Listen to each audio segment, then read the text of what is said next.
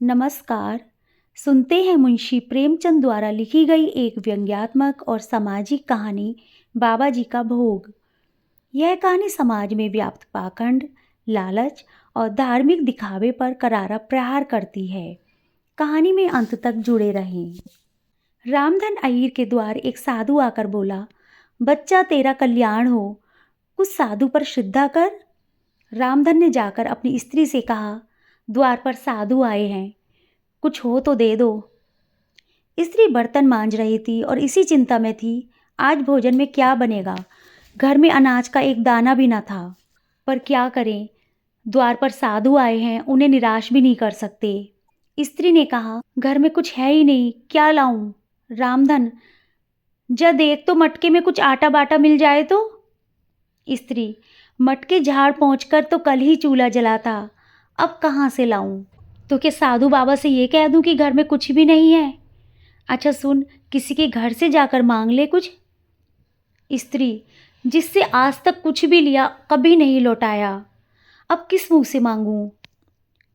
रामधन, अच्छा तो ऐसा कर, देवताओं के लिए कुछ निकाला होगा, वही लाकर दे दे।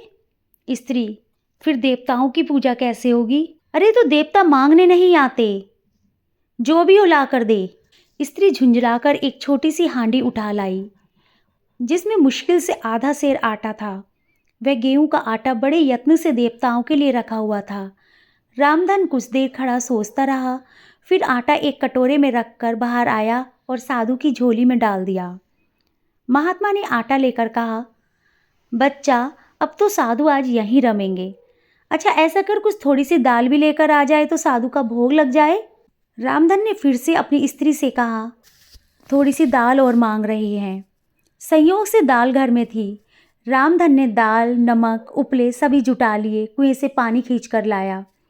साधु ने बड़ी विधि से बाटियां बनाई, दाल पकाई और आलू झोली में से निकालकर भुर्ता बनाया। जब सब सामग्री तैयार हो गई तो रामधन से बोले, बच्चा सुन, भगवान के भोग के लिए कोड़ी भर घी भी तो चाहिए, बिना घी के भगवान को कैसे भोग लगेगा। रामधन, बाबा जी घर में घी कहाँ से होगा। साधु, बच्चा भगवान का दिया तेरे पास बहुत कुछ है, ऐसी बातें ना कर। महाराज मेरे तो गाय भैंस कुछ भी नहीं है। साधु, अरे तू जाकर मालकिन से बोल तो। रामधन जाकर स्त्री से कहता है, सुन घी मांग रहे हैं। मांगने को तो भीख, पर घी बिना कौर नहीं धसता। तो ऐसा करो, इसी दाल में से थोड़ी दाल ले जाकर बनिए के यहाँ से ला दो। जब सब कुछ किया है तो इतने के लिए उन्हें नाराज क्यों किया जाए। घी भी आ गया। साधु जी ने ठाकुर जी की पिंडी निकाली, घंटी बजाई और भोग लगाने बैठे।